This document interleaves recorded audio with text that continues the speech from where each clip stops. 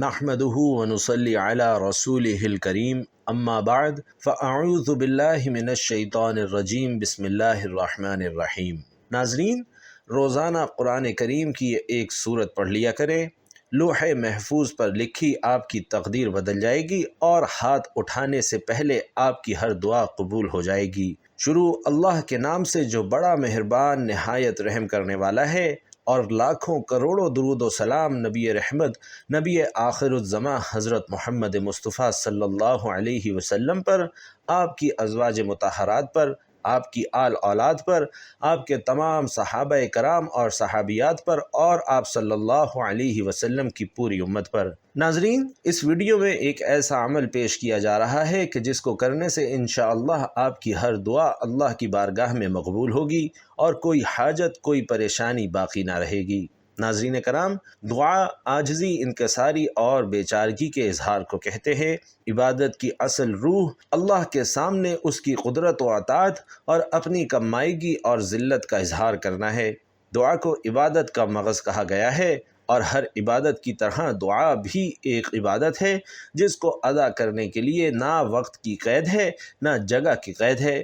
یہ ایسی عبادت ہے جو ہر جگہ اور ہر وقت کی جا سکتی ہے۔ دعا صرف اللہ سے کی جائے، یہ اللہ کا حق ہے۔ وہ کسی کو مایوس نہیں کرتا۔ کسی اور سے دعا کرنا شرک کے زمرے میں آتا ہے۔ ناظرین، دعا ان اہم عبادات میں سے ہے جن کا اللہ نے اپنے بندوں کو باقاعدہ حکم دیا ہے۔ اللہ نے اس کی قبولیت کا وعدہ بھی کیا ہے اور اس سے آراز کرنے والوں کو وعید بھی سنائی ہے۔ اللہ کے ارشاد کا مفہوم ہے کہ تمہارے رب نے کہا، تم مجھ سے دعا کرو، میں تمہاری دعا قبول کروں گا۔ یقین مانو، جو لوگ میری عبادت سے خود سری کرتے ہیں وہ ابھی ذلیل ہو کر جہنم میں پہنچ جائیں گے۔ تمہارے رب نے کہا، مجھے پکارو، میں تمہاری پکار کو قبول کروں گا۔ ناظرین، اللہ کے رسول صلی اللہ علیہ وسلم کا فرمان ہے کہ تمہارا پروردگار باحیا اور سخی ہے۔ جب اس کا بندہ اس کی جانب دونوں ہاتھوں کو اٹھاتا ہے تو اللہ کو اس بات سے حیا آ جاتی ہے کہ انہیں خالی ہاتھ لوٹائے۔ ناظرین کرام، دعا عبودیت کی علامت ہے اور اس کے وسیلے سے بندہ اللہ کی توجہ طلب کرتا ہے اور اس سے مدد اور رحمت حاصل کرتا ہے۔ اس کے ذریعے سے وہ اپنی حاجت کی درخواست اور اپنی بے بسی کا اظہار اپنے پروردگار سے کرتا ہے، غیر اللہ کی طاقت اور قوت سے برت کا اظہار کرتا ہے۔ چنانچہ ہمیں قرآن مجید کے آغاز میں بھی دعا ملے گی اور اختتام میں بھی۔ سورۃ الفاتحہ میں بندہ اللہ کی تعریف کے ساتھ اس کے سامنے اپنی درخواست پیش کرتا ہے۔ اسی طرح معوذتین میں بھی وہ اللہ کی پناہ طلب کرتا ہے۔ فضیلت دعا کے بارے میں پیارے آقا صلی اللہ علیہ وسلم کا فرمان عالی شان ہے کہ دعا سراسر عبادت ہے۔ دعا اللہ کے نزدیک تمام چیزوں سے بہتر ہے۔ حضرت ابو ہریرہ رضی اللہ تعالی عنہ کی روایت ہے کہ نبی علیہ الصلاۃ والسلام نے فرمایا کہ کوئی چیز اللہ کے نزدیک دعا سے بہتر نہیں ہے۔ ناظرین کرام، دعا سے مسلمانوں کے باہمی تعلقات استوار ہوتے ہیں۔ ارشاد باری تعالیٰ کا مفہوم ہے، اور جو ان کے بعد آئیں وہ کہیں گے کہ اے ہمارے پروردگار، ہمیں بخش دے اور ہمارے ان بھائیوں کو بھی جو ہم سے پہلے ایمان لا چکے ہیں۔ نبی علیہ الصلاۃ والسلام نے فرمایا کہ وہ چیزیں جو مرنے کے بعد بھی میت سے منقطع نہیں ہوتی، ان میں سے ایک دعا بھی ہے۔ ناظرین، دعا ایسی عبادت ہے جس کے لیے نہ کوئی وقت متعین ہے نہ کوئی حالت متعین ہے۔ انسان کسی بھی وقت بلند آواز سے یا آہستہ، سفر، حضر، صحت، مرض، غرض کسی بھی حالت میں دعا کر سکتا ہے۔ سختی، آزمائش اور مصیبت کے ازالے کے لیے بھی دعا کا اہتمام لازمی کرنا چاہیے۔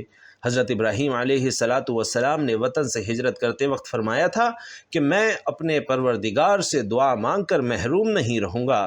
حضرت زکریا علیہ السلام نے فرمایا تھا کہ کبھی بھی تجھ سے دعا کر کے میں محروم نہیں رہا۔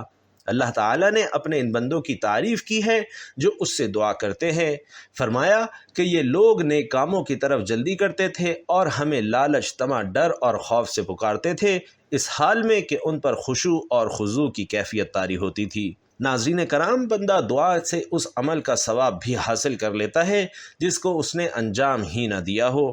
نبی پاک صلی اللہ علیہ وسلم نے فرمایا کہ جس نے صدق دل کے ساتھ اللہ سے شہادت کی تمنا کی، اللہ اسے شہیدوں کے درجے تک پہنچا دے گا، اگرچہ اس کی موت بستر پر ہو۔ حضرت ابو ہریرہ رضی اللہ تعالی عنہ فرماتے ہیں کہ رسول علیہ الصلاۃ والسلام نے فرمایا جو شخص اللہ سے دعا نہیں مانگتا اللہ اس سے ناراض ہو جاتا ہے، اور یہ کہ 3 آدمیوں کی دعا کبھی رد نہیں ہوتی۔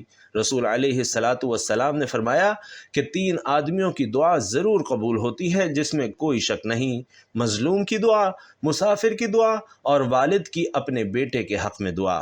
ناظرین، دعا کے آداب میں ہے کہ دعا کے قبول ہونے میں جلدی نہ کی جائے۔ حدیث شریف کا مفہوم ہے کہ اللہ 3 آدمیوں کی دعا کو قبول نہیں فرماتے: ایک وہ جو گناہ کی دعا مانگے، دوسرا وہ جو ایسی بات چاہے کہ قطع رحمی ہو، اور تیسرا وہ جو دعا کی قبولیت میں جلدی کرے کہ میں نے دعا مانگی تھی اب تک قبول کیوں نہیں ہوئی۔ ناظرین محترم، دعا کی قبولیت کی شرائط میں سے چند شرائط یہ ہیں کہ دعا کرنے والا خدا کی قائم کردہ حدود سے تجاوز اور گناہ کبیرہ پر اصرار کرنے والا نہ ہو۔ اللہ تعالیٰ گناہ کبیرہ پر اصرار کرنے والے کی دعا قبول نہیں کرتے۔ دعا کرتے وقت داعی کو اس بات پر کامل یقین ہو کہ اللہ کے سوا کوئی قادر نہیں، اور صدق دل، حضور قلب اور خشوع اور خضوع کے ساتھ دعا کرے۔ دعا دل غافل اور لاپرواہ ہو اور زبان پر دعا کے کلمات ہوں تو یہ دعا قبول نہیں ہوتی۔ نبی کریم صلی اللہ علیہ وسلم کا فرمان عالی شان ہے کہ اللہ تعالیٰ نے غافل اور بے توجہ دل کی دعا قبول نہیں فرماتے۔ دعا کرنے والے کے لیے یہ بھی ضروری ہے کہ حرام کھانے پینے سے بچتا ہو اور دعا کے بارے میں عجلت اور بے صبری نہ کرتا ہو۔ اس کے ساتھ ہی ساتھ ہمارے پیارے آقا صلی اللہ علیہ وسلم نے ہمیں دعا کرنے کا طریقہ بھی سکھلا دیا کہ دعا کرتے وقت دونوں ہاتھوں کو پھیلا کر رکھا جائے، دونوں ہاتھ مونڈوں کے برابر ہوں۔ پہلے اللہ کی حمد و ثنا بیان کی جائے اور پھر آپ صلی اللہ علیہ وسلم پر درود شریف پڑھا جائے۔ ناظرین کرام، ثواب کی نیت سے ایک بار درود شریف میرے ساتھ بھی پڑھیے گا تاکہ آپ صلی اللہ علیہ وسلم کی ذات گرامی پر ہم اسے تحفتاً ہدیتاً پیش کر سکیں۔ اللہم صلی علی محمد وعلی آل محمد کما صلیت علی ابراہیم وعلی آل ابراہیم انک حمید مجید۔ اللہم بارک علی محمد وعلی آل محمد کما بارکت علی ابراہیم وعلی آل ابراہیم انک حمید مجید۔ تو ناظرین، دعا سے پہلے اللہ کی حمد و ثنا بیان کی جائے اور پھر آپ صلی اللہ علیہ وسلم پر درود بھیجا جائے، پھر دعا کی جائے، اور دعا کرتے وقت آواز پست ہو، کیونکہ خود اللہ نے دعا کے آداب بتاتے ہوئے ارشاد فرمایا کہ تم اپنے اللہ کو گریہ وزاری کے ساتھ اور چپکے چپکے پکارو۔ ناظرین محترم، احادیث اور علماء کرام کی پند و نصح سے ثابت ہے کہ چند ایسے اعمال اور عملیات بھی ہیں کہ اگر انہیں کر لیا جائے تو دعا کی مقبولیت میں اضافہ ہو جاتا ہے۔ خود نبی علیہ الصلاۃ والسلام کی بہت سی احادیث میں یہ درس ملتا ہے کہ ایسے کون کون سے اوقات ہیں کہ جن میں دعا کی قبولیت کے امکانات بڑھ جاتے ہیں۔ رسول علیہ الصلاۃ والسلام نے فرمایا کہ ہمارا رب ہر رات کے آخری تہائی حصے میں دنیا کے آسمان پر نزول فرماتا ہے اور فرماتا ہے کہ کون ہے جو مجھ سے دعا کرے کہ میں اس کی دعا قبول کروں، کون ہے جو مجھ سے مانگے کہ میں اسے عطا کروں، کون ہے جو مجھ سے بخشش طلب کرے کہ میں اسے بخش دوں۔ ناظرین، نبی کریم صلی اللہ علیہ وسلم نے فرمایا کہ جمعے کے دن میں ایک ایسی گھڑی ہے جس میں کوئی مسلمان اللہ سے بھلائی مانگتا ہے تو اللہ اسے عطا فرما دیتا ہے، اور وہ وقت مختصر ہے۔ اور علماء کے مطابق یہ وقت جمعے کے دن عصر کے بعد یا خطبے کے دوران ہو سکتا ہے۔ نبی علیہ الصلاۃ والسلام نے فرمایا کہ 2 دعائیں رد نہیں کی جاتی: اذان کے وقت اور صفوں کے درمیان، یعنی نماز کے لیے صف بندی کے وقت۔ نبی کریم صلی اللہ علیہ وسلم نے یہ بھی فرمایا کہ بندہ اپنے رب کے سب سے قریب سجدے کی حالت میں ہوتا ہے، پس تم اس میں زیادہ دعا کیا کرو۔ نبی کریم صلی اللہ علیہ وسلم نے یہ بھی فرمایا کہ 3 لوگوں کی دعا رد نہیں کی جاتی: روزہ دار کی افطار کے وقت، عادل حکمران کی دعا، اور مظلوم کی دعا۔ پیارے آقا صلی اللہ علیہ وسلم کا یہ بھی فرمان ہے کہ 2 دعائیں رد نہیں کی جاتی یا شاذ و نادر ہی رد ہوتی ہیں: اذان کے وقت کی دعا اور بارش کے وقت کی دعا۔ ناظرین، شب قدر رمضان کے آخری عشرے کی طاق راتوں میں ہوتی ہے، اور اس رات کی فضیلت کے بارے میں قرآن مجید میں بھی ذکر ہے، اور یہ رات دعا کی قبولیت کے لیے انتہائی اہم ہے۔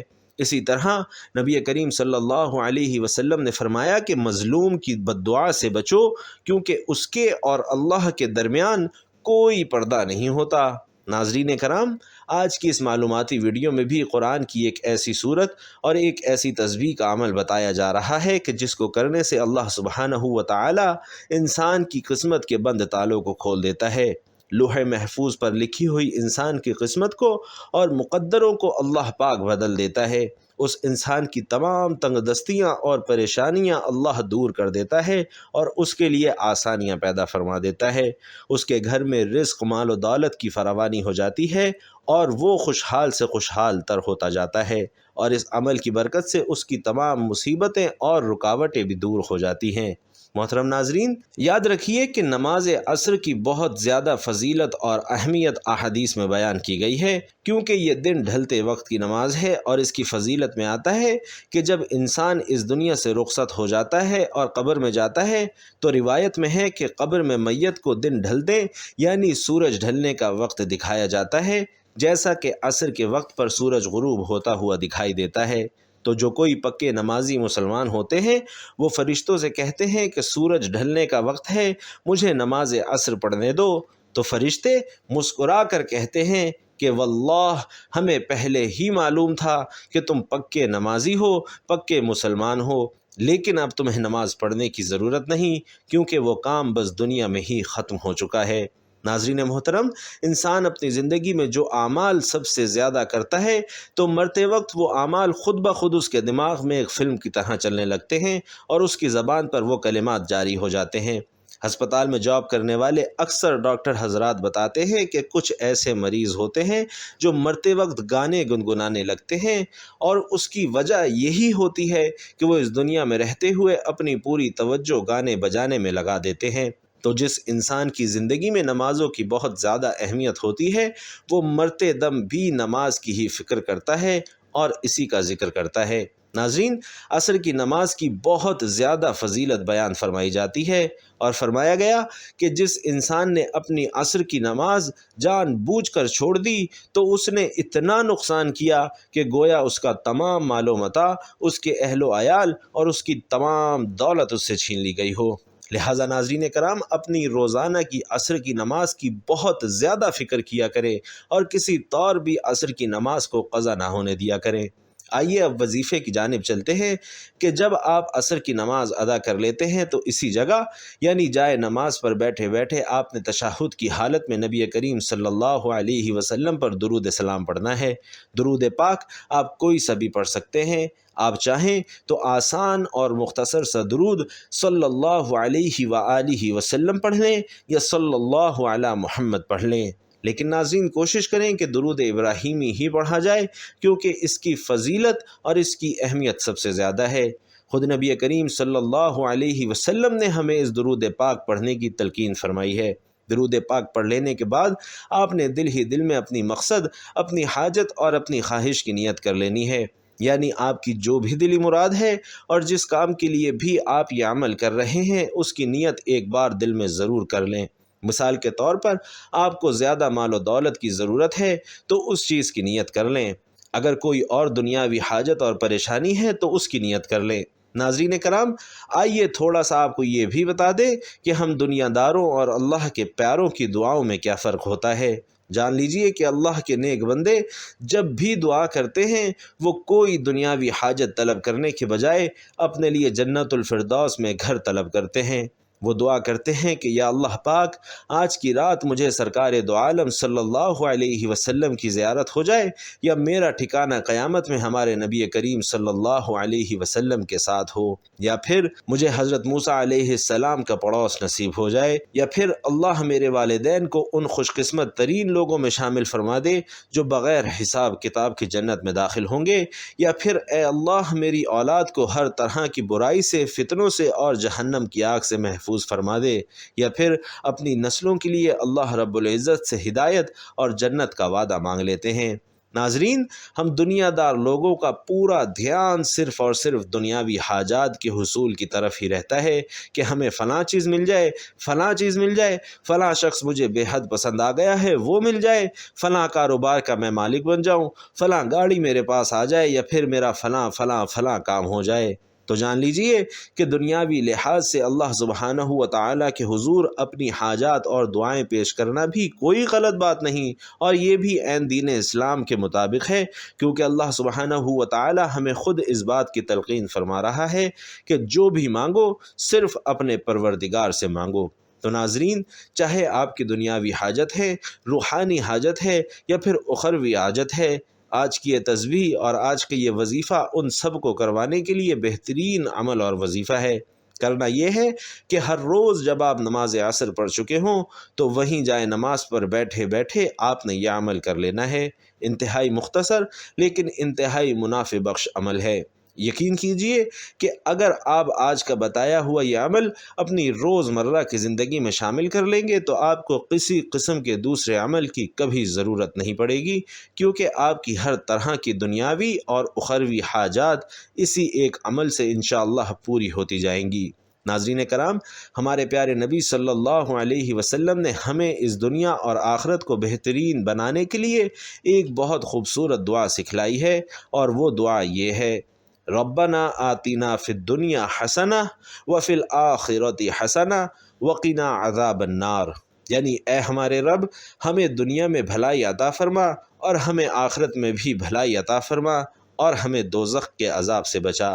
اور ناظرین، یقین کیجئے کہ تمام دنیاوی اور اخروی بھلائیاں حاصل کرنے کے لیے یہ ایک بہترین دعا ہے کہ جس کے بارے میں روایات میں آتا ہے کہ نبی کریم صلی اللہ علیہ وسلم ہمیشہ اس دعا کو اپنی نماز میں التحیات اور درود کے بعد لازمی پڑھا کرتے تھے۔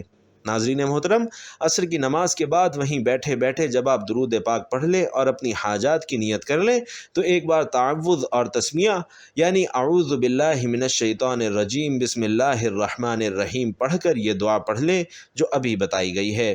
اور یاد رکھیں کہ اس دعا کو آپ نے روزانہ نماز عصر کے بعد 100 مرتبہ پڑھ لینا ہے، یعنی اس کی ایک تسبیح مکمل کر لینی ہے۔ اور اس کے بعد آپ نے قرآن پاک کی ایک مختصر سی سورت جو کہ سورۃ الکوثر ہے اسے 7 بار پڑھ لینا ہے۔ سورۃ الکوثر کی بھی بہت زیادہ فضیلت اور اہمیت احادیث میں وارد ہوئی ہے، لہٰذا 7 بار سورۃ الکوثر پڑھ لینے کے بعد آپ نے پھر سے وہی درود پاک پڑھ لینا ہے جو وظیفے کے آغاز میں پڑھا تھا، اور اس کے بعد آپ اپنے دونوں ہاتھ دعا کے لیے بلند کر دیں اور اللہ سے اپنی تمام حاجات مانگ لیں، جو بھی آپ کے دل میں ہے وہ اللہ کے سامنے پیش کر دیں۔ ناظرین کرام، بہت آسان مجرب عمل ہے۔ اس عمل کے ذریعے سے اللہ سے آپ جو بھی مانگیں گے، خواہ کتنی ہی بڑی حاجت ہو، خواہ کیسا ہی مشکل کام ہو، خواہ کتنا ہی ناممکن کام ہو، اس عمل کا نام ہی تقدیر کو بدل دینے والا عمل ہے۔ یعنی اگر کسی کی تقدیر میں کوئی کام یا کوئی چیز نہیں بھی لکھی ہوئی تو اللہ کے فضل و کرم سے ہر روز اس وظیفے کو کرنے سے لوح محفوظ پر لکھے فیصلے تبدیل ہو جائیں گے اور وہ چیز آپ کی دسترس میں آ جائے گی انشاءاللہ۔ اللہ تبارک و تعالی سے دعا ہے کہ نیکی کی بات کو سننے، سمجھنے اور اس پر عمل پیرا ہونے کی ہم سب کو طاقت اور توفیق مرحمت فرمائے۔ میرا سنانا اور آپ کا سننا اپنی بارگاہ میں قبول و منظور فرمائے، آمین یا رب العالمین۔ ناظرین، آخر میں آپ سے درخواست ہے کہ کمنٹ باکس میں اللہ تعالیٰ کے 99 ناموں میں سے کوئی بھی ایک نام لکھ کر ضرور شیئر کیجیے گا۔ اللہ تعالیٰ ہم سب کا حامی و ناصر ہو، آمین۔ السلام علیکم ورحمۃ اللہ۔